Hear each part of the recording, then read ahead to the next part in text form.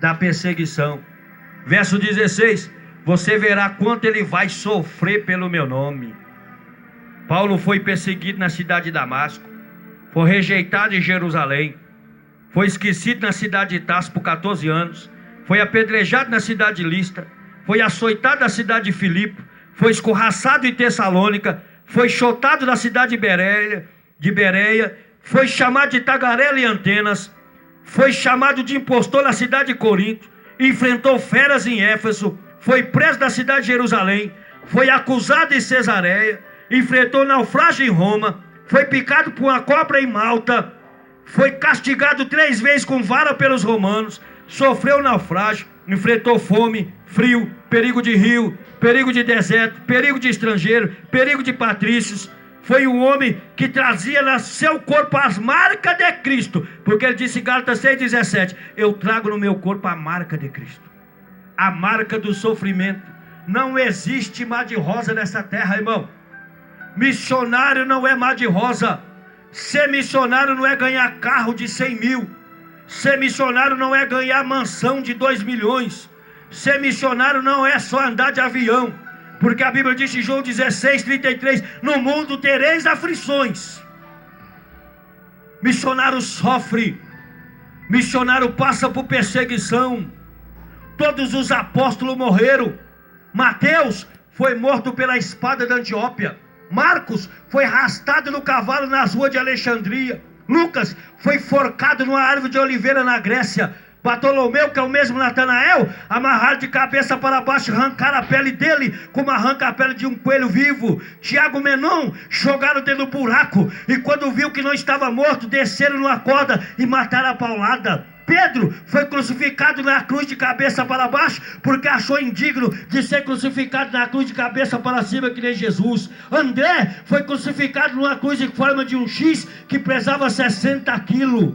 Paulo, arrancaram a cabeça dele na extremidade de Roma. Tiago, irmão do Senhor, foi morto pela espada de Herodes. Isaías foi cerrado no serrote pelo meio. Zacarias morreu enforcado entre o templo e o altar. E João o evangelista, o último discípulo a estar vivo, colocaram dentro de um tacho de óleo quente, o óleo esfriou. Colocaram dentro de um tacho de água quente, a água esfriou. Acenderam uma chapa de assar carne. Quando a chapa estava vermelha, colocaram João de barriga para baixo. E quando João começou a tremer, o imperador Domiciano disse: agora ele morre. Agora ele não escapa, está tremendo, está morrendo. Aí João gritou: me vira de barriga para cima, porque eu estou tremendo de frio. Aí o povo falou: pelo amor, esse homem não morre? Isso é do outro mundo?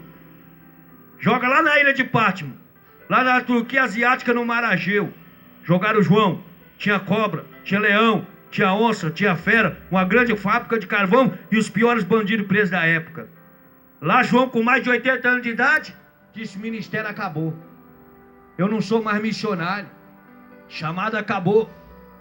E quando ele achou que estava tudo perdido, Apocalipse capítulo 1 versículo 9, ele disse: estava eu em Pátimo, sendo companheiro nas aflições de Jesus Cristo. A palavra companheiro no latim significa aquele que come pão junto.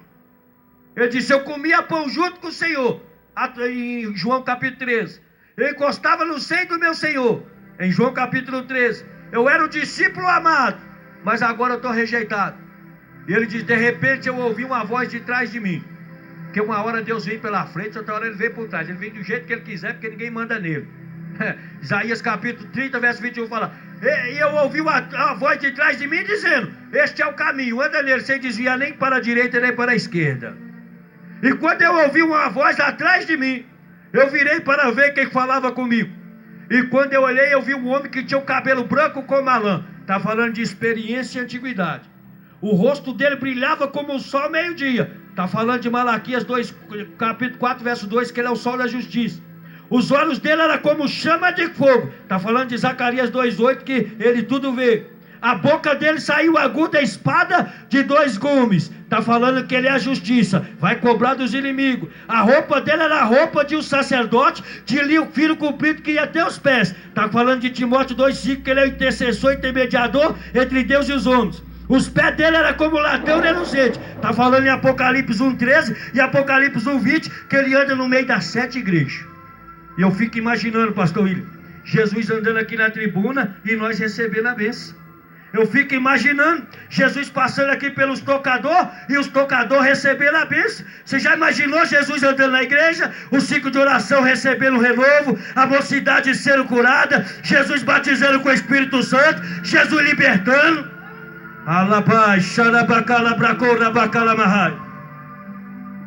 E a Bíblia diz que os pés dele eram assim.